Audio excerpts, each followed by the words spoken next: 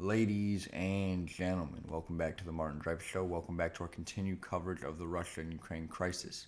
On my little 2 day break, a lot of breaking news happened, including Russia seizing Europe's largest nuclear plant, committing terror at an unprecedented level, or nuclear terrorism, shooting at the nuclear power plant, trying to cause something maybe worse than Chernobyl.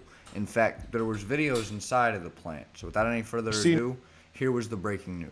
Senior international correspondent Sam Kiley. He's near that nuclear power plant seized by the Russians. Sam, Ukrainian President Zelensky, he called that attack, and I'm quoting him now, terror at an unprecedented level. What are you learning, first of all, about the situation there now? Well, at the moment, the Russians are saying that they seized it to prevent it falling or continuing to be in the hands of terrorists, as they put it, describing the Ukrainian authorities who've been running that power station for many decades now. They are currently under the control of the Russian military. The power station, according to the International Atomic Energy Authority, is okay.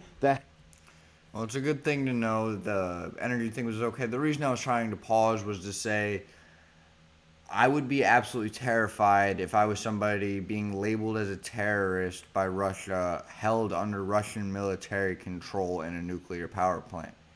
To be, someone who just works at the power plant, being maybe held at gunpoint, maybe being tortured, maybe just sitting there not sure what's going to happen. Any level of those things are absolutely terrifying.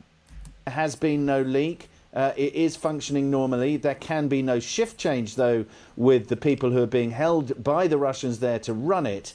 And Wolf, we just obtained video of the moments before the control room fell into Russian hands. Quite an extraordinary exchange that I'd like to... Before we get into this video, which is why we're all here, the Russia in not being able to, change out shifts due to the military control, I believe the Russian military would keep these people working, almost 24/7. There's no breaks here. If you're labeled a terrorist, you're now essentially a prisoner of war. It's going to be a very, very scary time for those people. So here's that video to look at the beginning moments of their lives changing forever.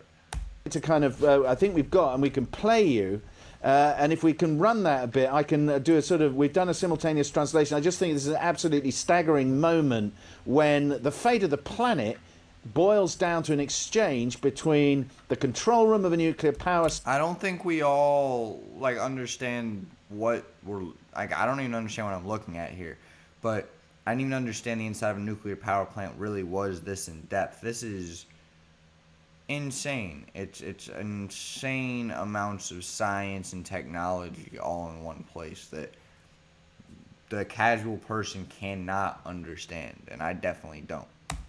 Station and armed men shooting at it. So Wolf, as this begins to unfold, he's saying, stop shooting immediately. You threaten the security of the whole world.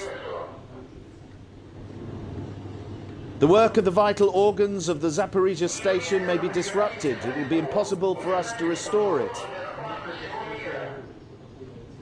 And he goes on, you're endangering the security of the entire world. Attention, stop shooting at the nuclear hazardous facility. Stop shooting at a nuclear hazardous facility. Stop shooting at a nuclear hazardous facility. And what else do you say at that point? You're under siege, and it's not like they're unaware of what a nuclear meltdown's like. Chernobyl is right across the country. It's not that far away. It's still impacting the world decades and decades later. This is bigger than Chernobyl. This is the biggest nuclear power plant in Europe. This wouldn't just affect Ukraine or Russia. This would affect the world. The guy is not lying. He's like, hold on, dude. You're breaking a whole new level code of ethics and morality here. Quit it. I don't care that we're at war. You're shooting at... It blows my mind. And I know we're at war, but we have to have a level of respect. And I guess that might be different time, than what we're used to. But at the end of the day, ladies and gentlemen, we're at a different time than we're used to. Technology is crazier than ever. We have to have a higher level of respect with the technology we have.